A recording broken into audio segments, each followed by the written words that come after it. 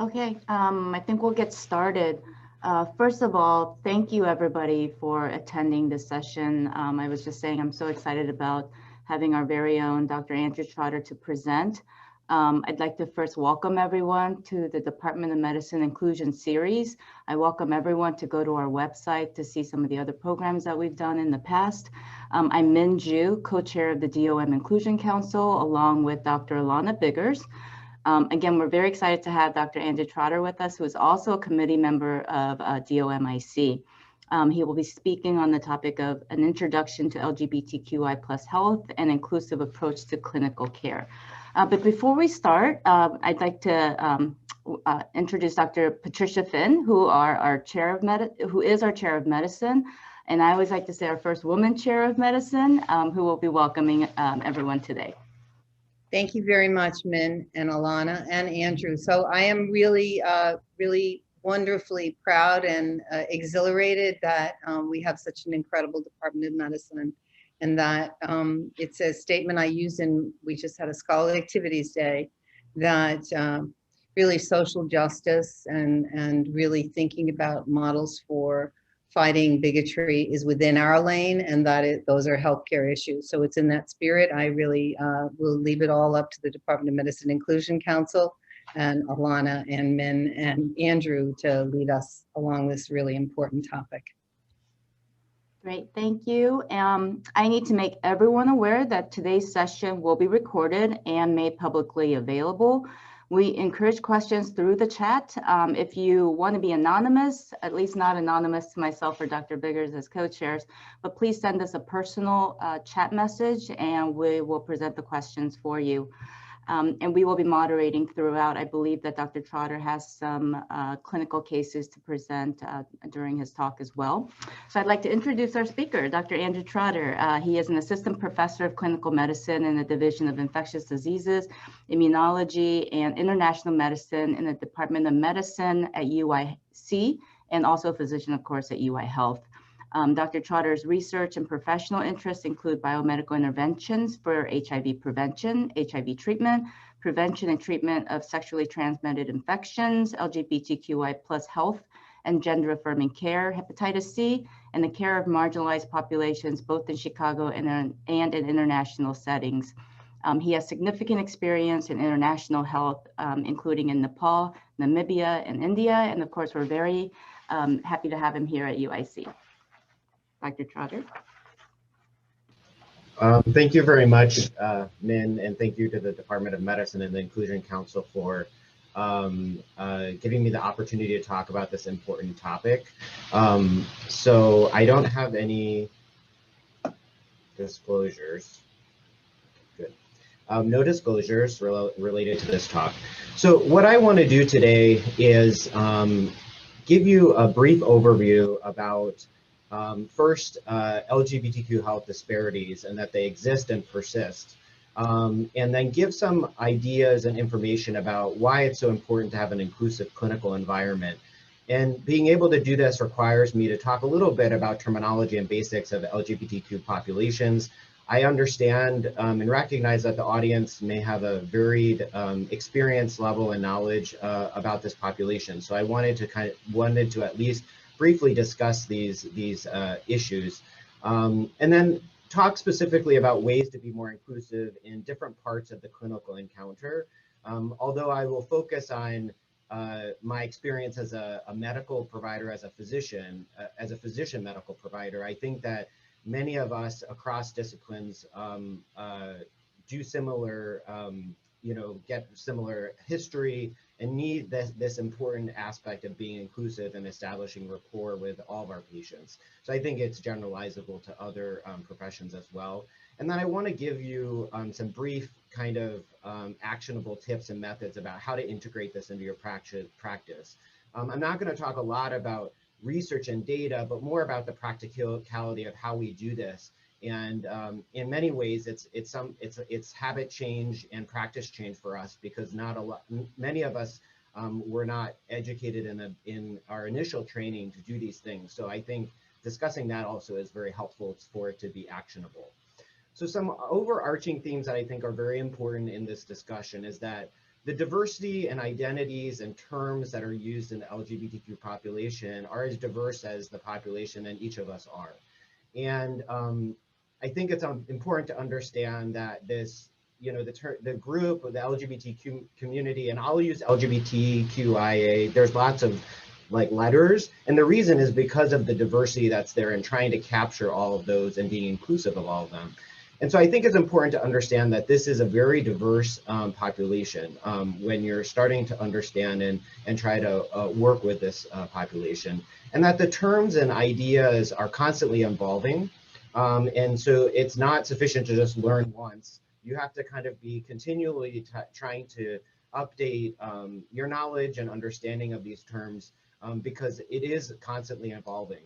I think one of the most important things that I want to convey today is that one of the most important things is really to elicit and mirror the terms that an individual uses, because we need to be patient-centered, and this is the one strategy that really allows you to be as inclusive as possible in clinical encounters, because you're just eliciting that information from the patient, and then you're just using that or asking them directly about their preferences or how they identify themselves. This is really meant to be an overview and not super comprehensive, but I really want to focus on the clinical encounter and how these issues of inclusion are important in that setting. I also want to acknowledge that there's not really any true experts in this field. We're all constantly learning, and I want to really center our community, the LGBT community, and our patients when we think about LGBTQ health and identities. I think in medicine, we feel that our knowledge is derived from science, and we are the holders of that information. But I think that it's really important to know and understand that we need to draw from the community consciousness and the experiences and lived experience of our patients in the community to really understand and continue to engage in understanding LGBTQ populations. I think that's very important. I also think it's important to point out that individuals and providers who identify as LGBT, some of you that might be in the audience, we are also all learning because we as individuals, I think it's unusual for us to be able to have lived experience in all the different identities and groups that might fall under that umbrella. And so we also are learning as we go, as we work with patients and community. And I think the other thing that's important to recognize is that there's a reason why many of us as providers feel like we're not comfortable, we don't understand, we don't know as much as we may want about LGBT health or LGBT populations. And that's because the reality is our educational systems are behind in this aspect. And work is ongoing, but that's a very important aspect, I think, of this conversation, is trying to ensure that our educational systems and even continuing medical education for faculty is a really important part of this discussion.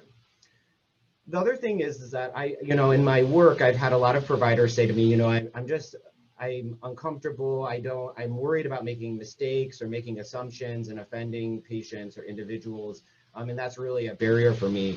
I think it's important just to understand that sometimes those things happen. We try not to do them, but it happens. And I think the most important thing is to understand that it's really important to acknowledge it when you make a mistake or an assumption, to just apologize for it, listen for feedback, and move on, and to try to resist the reflex to rationalize. And I can tell you that in my practice, that's been something that I've had to work on. So things like, oh, I'm sorry I did that, but I only meant to, something. Just stopping and not doing that, and just acknowledging, apologizing, listening, and then moving on. I think it's very important because then the patients and our clients understand that we recognize that was an error or maybe something that wasn't very inclusive in the language we used. I think that's an important thing to recognize. So just briefly about disparities and roots of inequities in this population. So there's been a reasonable amount of research in different subgroups of the LGBTQ community about varying disparities that are present. I'm not going to go into a lot of detail, but I do want to also acknowledge that there is a lack of data in many populations as well. And I'll mention a little bit about why that is. But there's studies that show that LGBTQ identifying populations or subpopulations have higher rates of asthma, cardiovascular disease, smoking, a range of mental health challenges like suicide, depression, anxiety, substance use, and are more likely to have traumatic experiences, as well as HIV risk and STIs in certain subgroups. And there are also lower rates of health utilization and preventative care. Specifically, there's been pretty good evidence that in women who have sex with women, the rates of breast and cervical cancer screening is much lower than in heterosexual women. That there's really this overall general healthcare utilization and preventative care decreased utilization, which causes a barrier to access and care. And a lot of this is rooted in the avoidance of medical care in general. And I'll talk a little bit about why, even when individuals express that they know they need to see a medical provider, they are avoiding it and don't want to access that care. Just because everything is about COVID, I thought I should put a slide in about COVID. So this was an interesting finding that was published in the MMWR with CDC that just was pointing out that people, compared to people who are heterosexual, those that identify as lesbian, gay, or bisexual have higher rates of many health conditions that are associated with serious COVID illnesses, like some of the ones that I had mentioned previously, and have the potential to be at higher risk for COVID-19 disease in general. I think a very important caveat to this is you may say, well, why don't we have data that actually shows a direct link? And the reason is because in many surveillance systems in the United States, both on the state and federal level, we don't collect this data. And so we don't know in many instances that direct information. And that's a gap in research methods and surveillance data collection that really is being addressed, but it is important to recognize when we're talking about research at least. So what are some of the roots of inequities? There's a lot of them, and I'm just going to mention a few of them. I think stigmatization and non-inclusion in medical care serves to be a major one, and what this results in is negative experiences in individuals that identify in this population that cause avoidance of seeking care in the future. And it only takes one experience for somebody to not want to go to see a provider because they don't want to be put in a situation where they feel uncomfortable, unwelcome, or that they can't bring their true concerns or questions about their health to the provider. There's also sometimes concerns about confidentiality and outing. So outing is like an involuntary exposure of your identity or sexual orientation, gender identity, or other aspects of your identity that fall within the LGBT community. So, for instance, you see a provider and then you leave and you hear a provider or a nurse comment about, oh, this patient, and their sexual orientation or gender identity. That's a real concern because individuals can have important concerns about confidentiality and privacy. I think there's also a lack of access to inclusive care in general. I would argue that even in urban center like Chicago, that's an issue. And there are a lot of providers who have inclusive care, but I think in certain communities there's challenges.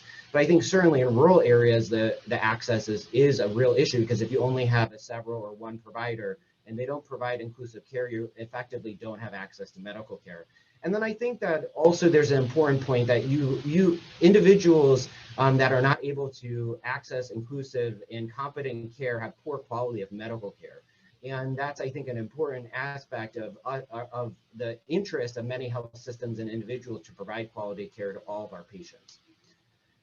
The other thing I just wanted to mention is there is this important aspect of social stress that LGBTQ individuals face every day. I pulled this as in the context of medical care, but social stress affects individuals in the LGBT community in many different ways. But just as a kind of awareness thing, as of this month, there's 128 anti-LGBTQ bills in legislatures around the country, and 65 of them target transgender individuals in particular. Two that I wanted to just use as examples is a bill in Alabama criminalizes gender-affirming care with prison sentences for providers up to 10 years. And Kentucky has a bill that allows providers to refuse care, referral to care and services due to personal beliefs. which has been used in the past to refuse these services to LGBTQ identifying individuals. And what this does is it creates a fear and an environment where individuals are going into clinical environments and are not sure who is there and how they'll be received and if they will be comfortable. And I think these bills are proof of that, because even though they may not be law, there are individuals in those states who feel that this is important. And I think that that's an important thing for us to understand when we work in this clinical setting, why it's important to really make efforts to be more inclusive. And then, as I mentioned before, I think it's really important to just acknowledge the gaps in medical education that has caused a lot of us as providers to feel like we need to, that we don't have the level of comfort or experience that we wish we may have. And just to recognize that inclusive LGBTQ care and competent care is not universally integrated in this country in undergraduate or graduate medical education. And what this results in is we do not prepare future providers to provide this type of care. And so there's a lot of work in institutional or national and advocacy levels to try to change this. But this is really the reality that that we're living in as providers, at least in the medical setting. But I would say probably is true in other disciplines as well. I wanted to give a few case studies to illustrate some of the situations where inclusive care is important and why there are things that us as providers can do or say, or language we use that can be harmful and difficult for patients. And so what I'd like to do is I'm going to give a brief. They're pretty brief, but I'm going to give the kind of the information about the case study. And then I would invite you to put in the chat some thoughts about your responses. And then Dr. Ju or Dr. Bickers can kind of summarize some of the comments that are being raised. So this is the first case. This is Aria. She uses she, her pronouns. And she comes to her appointment with her primary care provider. And this is to establish care. And during the social history, her provider asks her, do you have a boyfriend? So when we use this type of language or we ask questions like this, what do you think it could be the response of an individual, or why do you think this language could be problematic? And I'll give you, some time to kind of respond, and then Dr. G, you can give us some feedback about what's being brought up. Sure, and I'm just sort of reading through, and of course it's an assumption, and I will throw out there it's a form of microaggression. Heterosexist assumption. Great.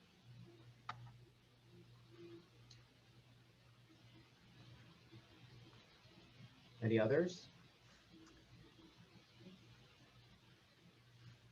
Okay.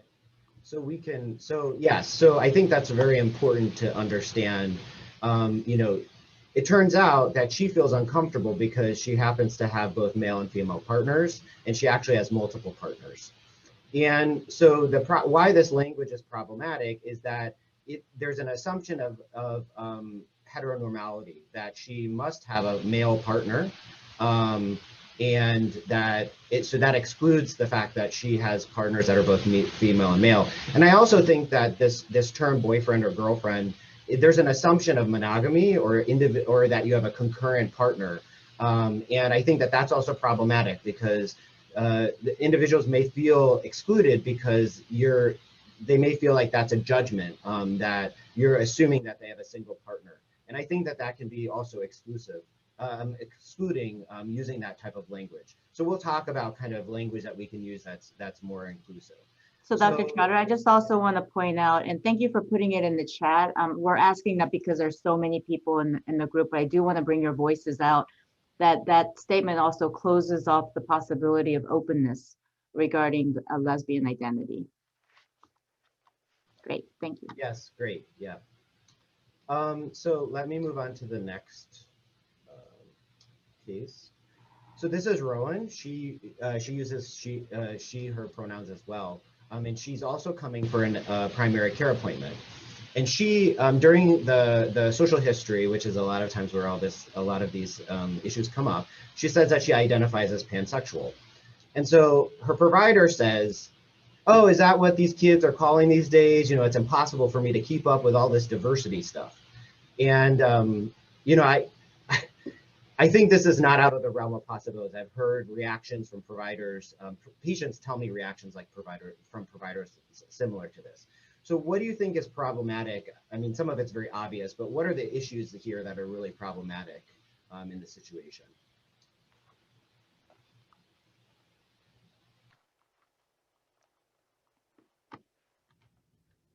Assumes it's just a stage.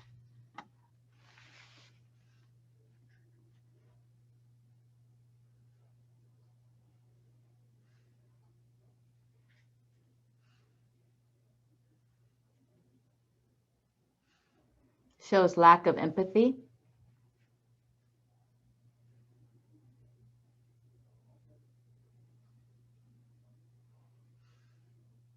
It's condescending, it's patronizing.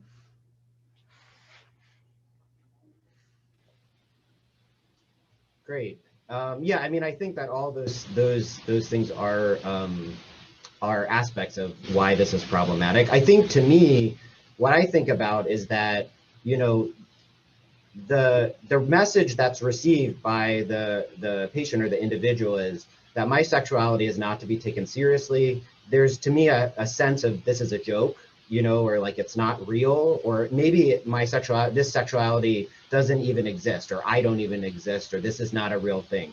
And I want to also mention that we need to be mindful as providers that we are the source of information and sometimes authority in a lot of senses. So when providers have a reaction like this, it can be very distressing and confusing for individuals sometimes, because it's not affirming. It's basically you know, saying like this is not really a thing from somebody who a lot of individuals look for advice and information.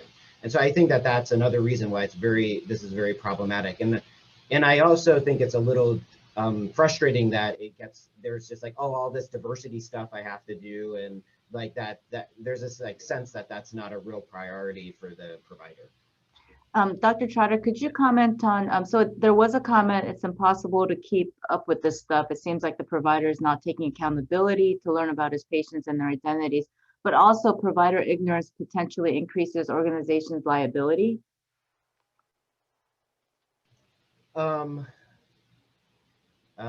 Yes. I mean, I think that, yeah, so I think that these are problematic situations. And so I think that this could be or could be seen as a form of discrimination. And so I think that is an aspect of this potentially. I think many of these situations actually could be, especially if it's within the institution's guidelines or there's policies about that. But I do think that this could be seen as a kind of discriminatory comment. So I have one more case, and I just wanted to kind of give a warning about this case to anybody who is in the audience who might identify as transgender or non-binary, because I think that this kind of describes a situation that's could be very distressing, and that some people in the audience may have actually experienced themselves. So I just want to mention that, and you know, if you want to, you can step away for a few minutes while we discuss this case, or maybe Dr. Ju can put in the chat a message when the case is over. But I do think it's very important to mention. But I just wanted to give that kind of overview and warning. So the next case is Selena. So she uses she/her pronouns as well. And so she's a trans woman. And so she comes to an urgent care for an infection in her hand. And the nurse or doctor, I don't think it really matters who it is, because I think many providers talk casually to the patient, says, you know, at first I thought you were a real woman. Do you take hormones? Have you had surgery yet? And so she responds angrily, you know, I don't think that this has anything to do with my hand. So I wanted to get some reaction from the audience about what you think about the situation. How is it problematic? I think there are definitely multiple issues to talk about it, but I still I know that this still happens, and I think it's important for us to discuss and reflect on this type of situation.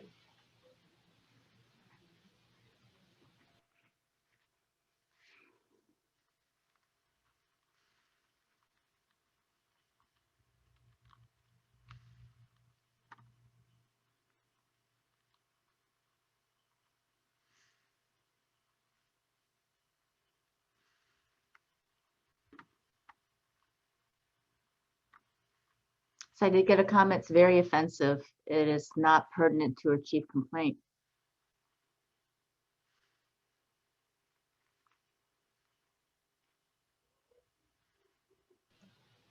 Okay, yeah, I mean, yes, that's definitely an aspect of it. So I think this is, there's multiple things that are problematic about this comment.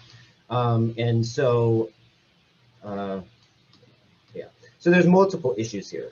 So one is even using the term real woman is extremely offensive. As a cisgender individual, I want to just say that this is, I'm speaking from the outside, but I think that this is a very extremely offensive situation. It really is failing to recognize the identity in the individual, and in many ways makes her and who she is invisible, because this insinuates that she's not a real woman.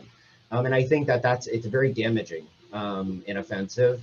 The other thing is that there's assumptions here that Selena is taking hormones, or that she wants to take hormones, or that she wants gender affirming surgery. That is not the case. Not all transgender individuals want to take hormones or or pursue surgery. So that's an assumption that you're making. And the other last thing that was commented on is her gender affirming medical care is really not relevant to this issue. So apart from knowing the name that she uses and the pronouns that she uses, really all these other questions are not relevant, and many would say kind of are prying or voyeuristic, trying to ask her about these things like, that the provider is just curious, and that's really not appropriate and not professional. And so I think this situation is very real and occurs still. So I really wanted to bring it up as an example. So great. So I wanted to just give a brief overview of some of the terms and basics of gender identity and sexuality, just to try to kind of give background, because I know people are on different playing fields sometimes with knowledge. Again, I think this case just kind of focuses on being patient-centered. So this is Jay, a 36-year-old male who uses he identifies as male and uses he, him pronouns. And during the social history, he says, I dated women and was previously married for 6 years, but then I got divorced, and then I started to date men. And we asked him about his identity. He says, when I dated men, I would call myself straight as far as sexual orientation, but when I dated women, I called myself straight. When I dated men, I called myself gay. Some people would say that I'm bisexual, but I've decided that I really don't like labels. And so although I think many of us want, as a physician or a medical professional in general, we work in labels and diagnoses and information, we need to realize that those really have to be patient-centered. We need to understand what labels or identities that our patients have. And also that we have to realize that sometimes people may not be comfortable or want to use labels at all, or some of the terms they may not want to use at all. And that's fine. So some of the relevant themes and terms are regarding core gender identity, gender expression, and sexual orientation. And I think a very important thing to understand is that gender identity and sexuality sexual orientation are different and independent of each other, and can be fluid over time. So again, they're different, they're independent of each other, and they can be fluid over time. I think that's very important to recognize. So some of the common terms related to gender identity are here. And I like this kind of diagram on the right because it captures the spectrum really between gender identity and biological gender, and captures that it's very non-binary. I think a lot of us see it as male or female, but the reality is that there's this non-binary spectrum that individuals can identify as. And so cisgender men and women are individuals who their gender at birth aligns with their gender identity currently. and you can kind of see that in this diagram or graph. Transgender individuals, there's a non-alignment between their birth, their gender assigned at birth and their gender identity. Many transgender individuals use different terms to refer to themselves. Some people will use transgender woman, transgender man, trans woman, or may just say woman or man. So it's important to kind of understand that there's some variety there. Pangender individuals don't identify with a single gender identity, or it somehow does not fit within the norms, the social or cultural norms. And so that may mean that they identify with multiple gender identities across the spectrum. Non-binary just means that the individual doesn't identify with one male or female binary gender identity. Two-spirit is a culturally specific term used by First Nation and Native American communities to describe kind of a mixing of masculine and feminine gender identities. Queer is an umbrella term that's used both in gender identity and sexual orientation, or just generally to identify an individual in the LGBTQ population, but is not specific. So it doesn't tell you details about why they may identify in the LGBTQ community. Questioning just means that an individual is questioning or unsure of their gender identity. And then gender queer and gender expansive also is a term used by individuals where they don't fall within the spectrum, and also there can be fluidity also in their gender identity over time, or through time, or through the moment, really. Gender expression is more of, I think, a very socially and culturally rooted term. I think in the American culture, US culture, we think of it mostly commonly as masculine or feminine or effeminate. But these are very highly influenced by social norms that change through time. There's a lot of cultural differences. So when you work with individuals from different cultural or national origins, you realize that there's differences across what is considered in different categories. And it really gets to the inner experience of the individual and then their outward expression in the world. And then sexual orientation is related to romantic or sexual attraction to people that are either same, opposite, or both genders. So heterosexual or straight are terms used for people who are attracted or fall in love with people of the opposite gender. Many people in the LGBT community feel that straight is a derogatory term because straight has a kind of value connotation of being good. And so thus, if you're not straight, then it's not good.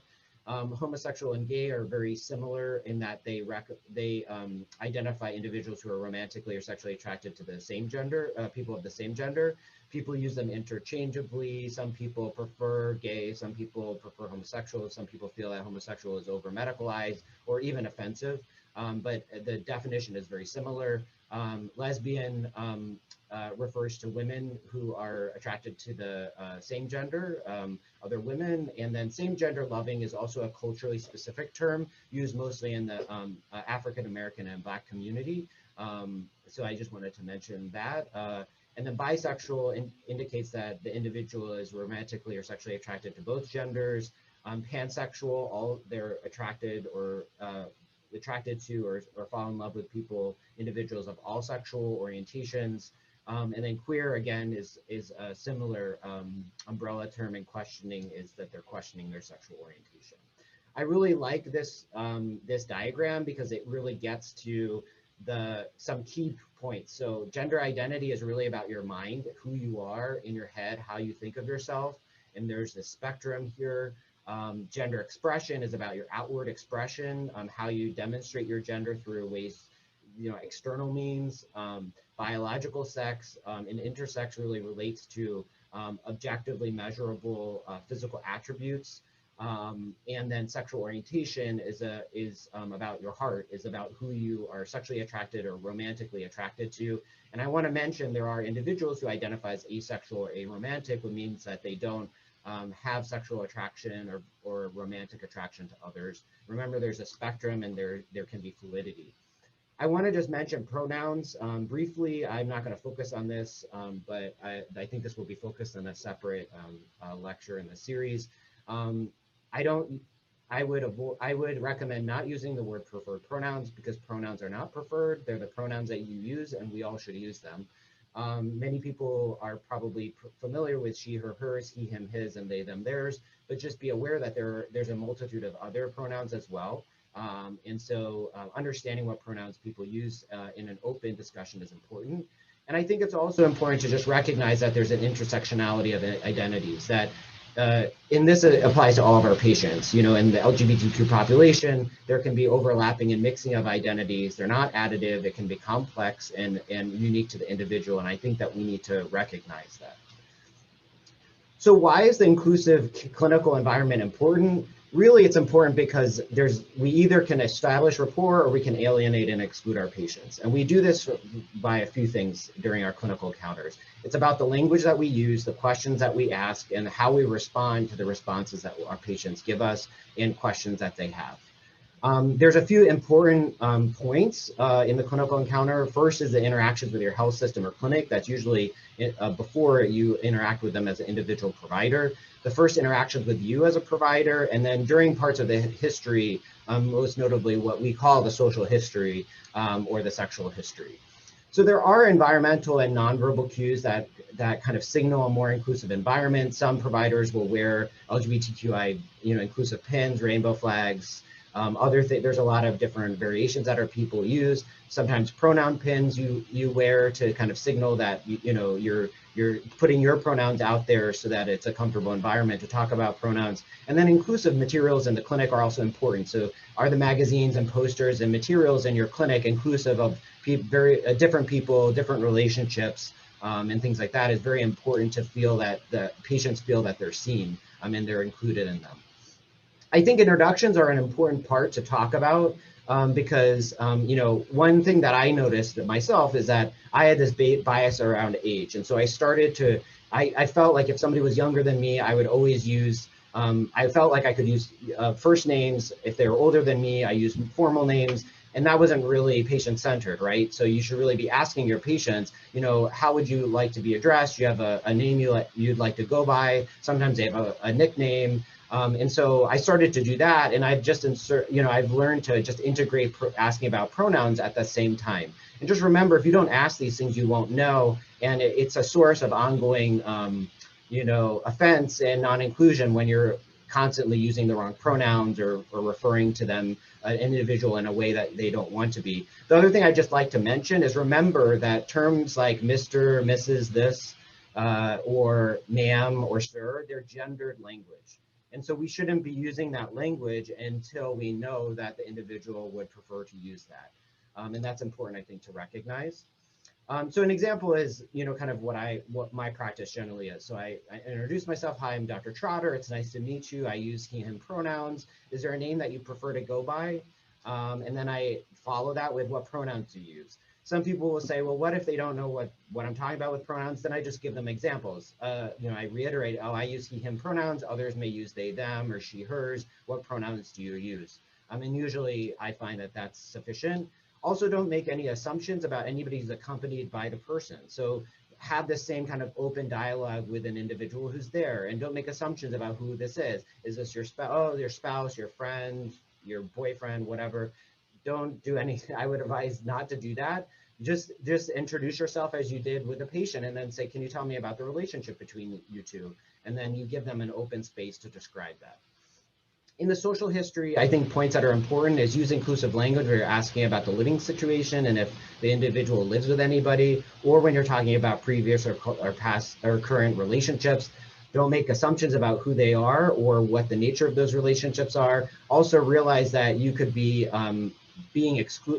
excluding when you use terms like boyfriend, girlfriend, spouse, or others until the patient gives you that information that they want to refer to individuals that way, because it excludes people who have multiple concurrent relationships, polyamorous individuals, and others. And then with the sexual history, I just wanted to take a few slides just to talk about this specifically, because I think this is an area where this comes up. Really, it's important to be open and non-judgmental and realize that there can be barriers in obtaining all of the history or all the information, we would say, I think in the beginning, because sometimes individuals are not comfortable talking about that in the beginning. So I think that's important to just realize that, you have to create that environment and trust for sometimes individuals to be able to speak as completely or freely, and that's fine, and that just sometimes happens no matter how inclusive you are in your approach. I start with an introduction of the conversation. You know, I ask all of my patients these questions. You know, you can give kind of a brief introduction. Also, you know, your sexual health or sex life is an important part of your health and life.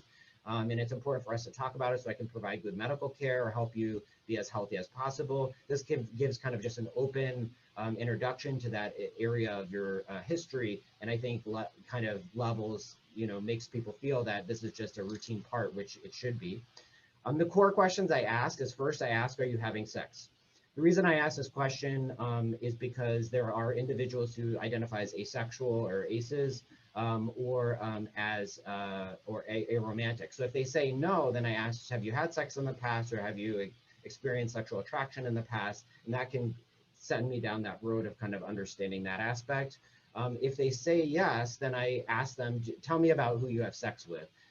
I like this open way of asking, because then the individual can be kind of have their latitude about how they want to respond and describe.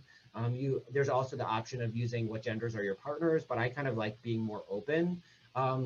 Previously, I've used are you sexually active with men, women, or both? But this is not inclusive language, and the reason why is because what if your partner is non-binary, or is a transgender individual who refers to themselves as transgender? This is not an inclusive way to get the information. So I really advocate using more broad terminology and then going from there. I also ask about the number of partners in the last month, and you can expand to 3 to 6 months if you want to get a better sense over more time. And I ask very clearly about the types of sex. So oral sex, you give or receive. Anal sex, are you top, bottom, or versatile? So there are terms in the medical world of insertive or receptive, but that's very medicalized, and individuals generally are more familiar with top as an insertive partner, bottom as a receptive partner, or versatile as both. And then vaginal or frontal sex as well are terms that I use to kind of clearly talk about those types of sex, to understand, you know, and get this information during this part of the history. I also ask, instead of asking, do you use condoms, I ask, how do you protect yourself from STIs? Remember that condoms aren't the only way, but when I ask about them, I do get a sense of how often they use them. Do you use them sometimes, always, never? Just gives you a general sense. And then I also ask about, have you ever had any sexually transmitted infections or been tested for them in the past?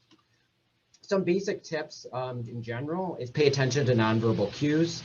Look away from your computer. We're all in the epic world of trying to get all of our information, signing our visits quick, but this can be a sensitive part of the history, and it's important to maintain, you know, get eye contact, to really be interactive with the individual, because this can be sometimes an uncomfortable situation for individuals to talk about. Mirror the language the patient uses. And if you sense anxiety or offense, try to explore why. One reason is if it becomes kind of a taboo, then it's hard to revisit it. Try rephrasing the question or ask if another term is preferred, and realize that you may be triggering trauma. So the individual may have had an experience of you know, sexual trauma or sexual assault, and that might be why they're uncomfortable, and that's why you're perceiving that. I think it's important to address that if you can. You know, studies consistently say that people who have a history of sexual assault or sexual trauma want their providers to know that.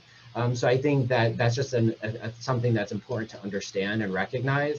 And then realize that you may be discussing sexual practice that may make you uncomfortable or you don't know about. That's kind of just the reality. And I think that that's okay. And it's okay to also ask patients about clarifying terms if you don't know what they are. And don't assume anything about past, present, or future sexual activity based on the chart or what you've talked about before, because it can change over time. And really, this is an opportunity for screening, counseling, and really understanding how you can help support the individual and give kind of health advice and be patient-centered. This is a lot on a slide, but all I want to point out is sometimes people will say to me, why do you ask all these detailed questions about who I have sex with and what I do? One good example about quality of medical care is that you know, recognizing that gonorrhea and chlamydia requires testing at the site of exposure. So you need to know what type of sexual behavior or sexual activity the individual has so that you can screen them appropriately.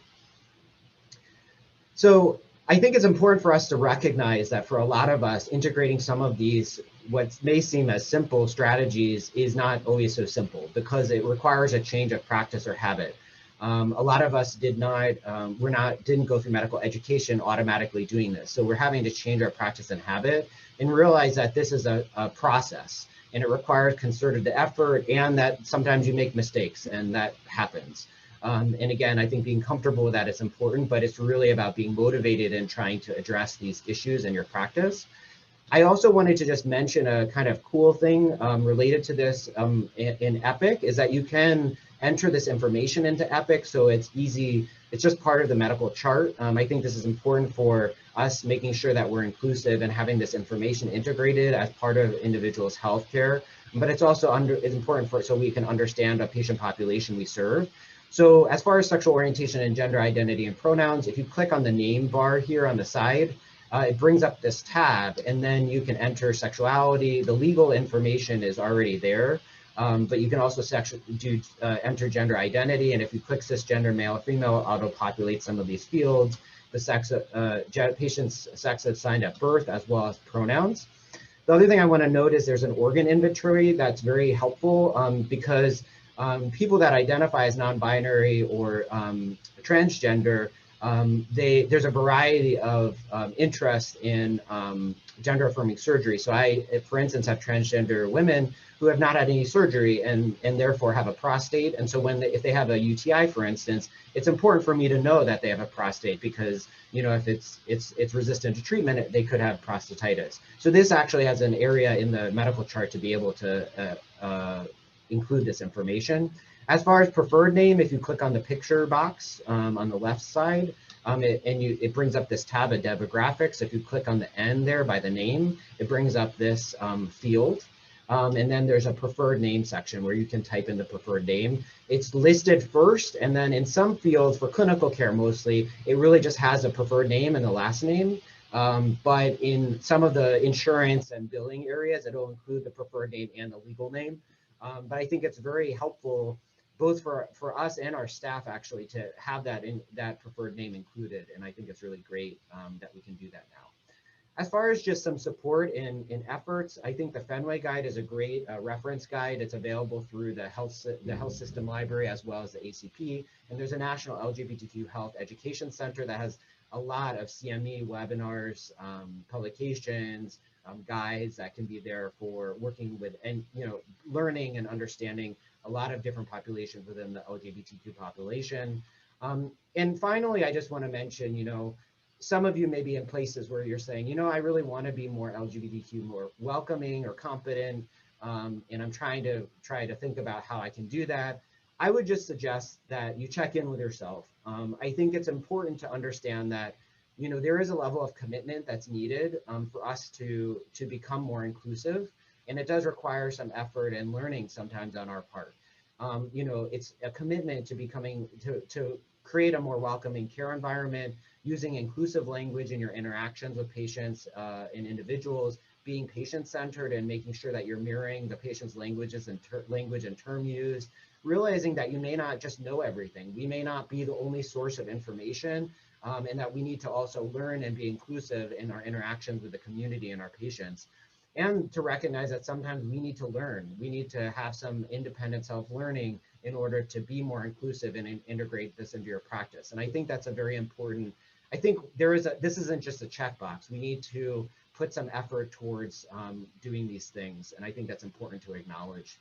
And the last thing I want to say is I just want to share my vision about the future or what I hope for work in these populations. So, I look forward to clinical spaces where LGBTQ individuals don't have to look for providers who see them or who they're comfortable with, and all providers can provide that. Looking forward to a place and time when educational environments have LGBTQ health as a fully integrated part of education, undergraduate and graduate, where healthcare organizations center and will represent LGBT individuals on all levels, and where our clinical environments are really safe and comfortable environments for all the patients that we serve. So thank you everybody for your time, and I hope we have a few minutes, I think, for some discussion and questions. Thank you, Dr. Trotter. That was very informative, for me personally, very helpful in trying to relate to my patients a lot better. I do have a couple questions for you that did appear in the chat while you were talking. I welcome everyone. If I am asking your question, if you have a follow-up, feel free to jump in and or please post any further questions in the chat. But one I thought was very interesting, I was thinking about when you're using pronouns, about using pronouns to promote allyship and creating that environment. But does proffering own pronouns pressure the client to out-self or lie? That was the question. That's a very, very good question. So I think that for some individuals, it could be perceived as pressuring, in that we're asking the information and then they have to give us a response. My own feeling about that is I think that just by asking about pronouns and being open about pronouns, it gives space for individuals to have the option and to feel comfortable and safe in talking about their pronouns and their gender identity. And I think that it's true, and maybe it could put some individuals who are not comfortable or not sure, maybe they're questioning, to give us an answer. But I think that we need to also be understanding that that could change over time. So I can understand that perspective, but I feel that having open conversations and bringing that up opens that space. It opens an area where they know that you are open to talking about that and you recognize that as an important part of who we are, all of us are. I think that's a very important aspect, because if that individual is struggling with it or doesn't know how to respond or feels uncomfortable, I think it's worse to just ignore it, because then it's even less likely for them to address it with you. Okay, and another question that came up, at what age would you begin asking about pronouns and open-ended questions on sexuality? This came from a pediatric provider. That's a great question. And I'm an adult medicine person, but there's going to be a follow-up, another lecture by Dr. Mesmer in this series. And hopefully maybe she can address that. I don't know if she's on the call. She could give her input, or anybody else. I think that's a very good question, but I have to say that I don't have a lot of experience with it.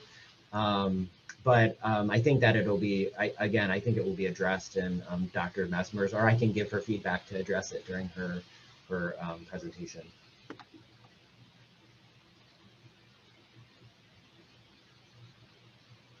So I don't want to call anybody out, but and I think we had one more question, and we do have maybe a time for one additional if anybody would like to put one in the chat. Well, here we go. Are there initiatives that currently exist within medical education curriculum and instructional design to teach gender LGBT plus appropriate care? I'm an education researcher interested in studying how to best teach these skills. So I have been in discussions about these types of issues, and I think that there are some organizations that have some recommendations about this, but I think the issue is that it's not the standard, and there's no regulatory, there are not really requirements for this. There's some organizations that have requirements about, we need to teach about, we have to integrate information or education about different groups that are general, that LGBTQ individuals or communities could be considered as part of, but this is not something that's universally integrated. And so I don't think I don't think that there's specific, as far as I know, there's not specific guidelines about this as far as how the nuts and bolts of the integration. But I do know that there are some, there have been some reports giving recommendations about the need to integrate them and how it can be done in at least undergraduate medical education. I think there's even less in graduate medical education. So we did get a message from Dr. Mesner that she will be talking about that during her talk on March 26th, so please join us for that. I have another question for you. How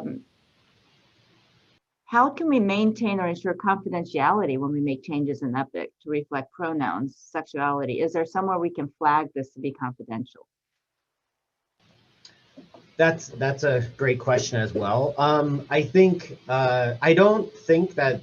So as far as I know, there's not a way to flag it as confidential. But I think it is important to know if you change the pronoun, the preferred names, that goes in. That will change a lot of fields in the system. So what I try to do is when I talk about this with an individual, I let them know that I'm doing that and that can be seen in the chart. And I think actually in EPIC, there's a section in, if you look, I mean, I can go back to my slides because I'm sharing still.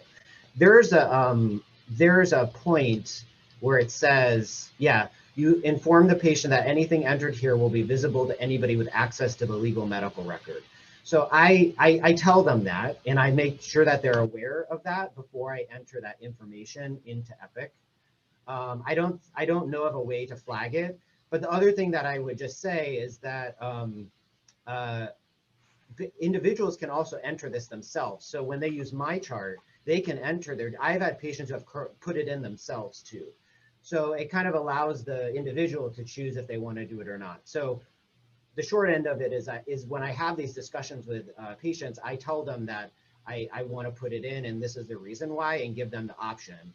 And if they choose to, then you can do that. If they don't, then maybe you can enter it in a different part, but like in your notes as we did with Cerner. But I think that it's important for the individual to understand what that means and that anybody who has access to the chart will have access to that information. That's a good point.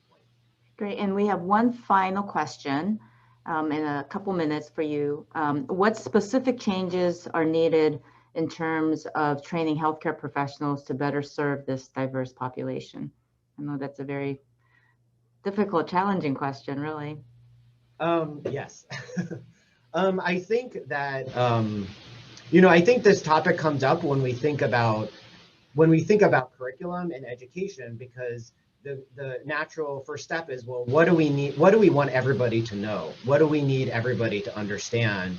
What's the basic? And that basics of it, and that's also varies from institution or individual to individual.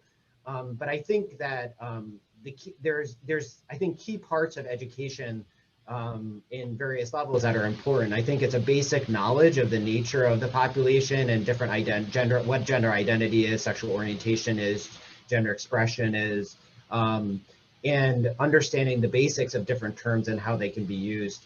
And then also just integrating inclusiveness in the language that we use, how we teach our trainees, and reinforce that teaching during clinical care. And I think that also it's important that we have voices within our institutions that represent these populations, who can give feedback and input on how we do this, because it is challenging because of the diversity that's there.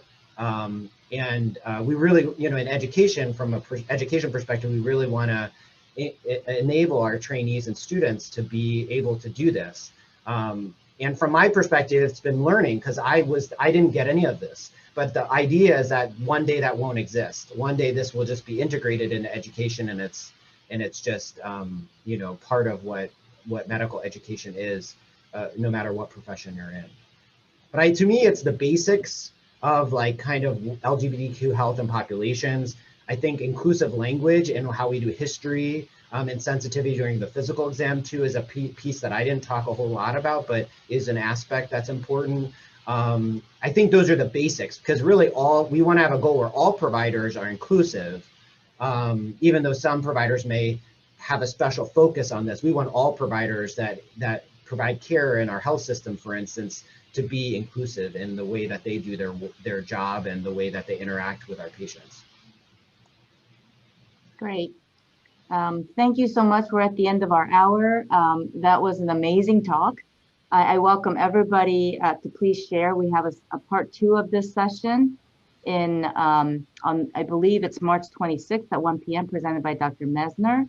And there's a shameless plug for anyone interested. There's in the chat, please read. So thank you so much, Dr. Trotter. It was wonderful. And thank you everyone for attending. There was one other thing I just wanted to mention. I just wanted to acknowledge all the work that's being done across so many departments in this institution on this issue, because I think it's really important to acknowledge that there's many of us here in our health system and our university who are very interested in moving this kind of work forward. And I think it's very important to acknowledge that this work needs to be done across all of our institutions, and I really appreciate the allyship and collaboration with many other providers and faculty across the university and providers across the health system. And we'll end on that note. Thank you.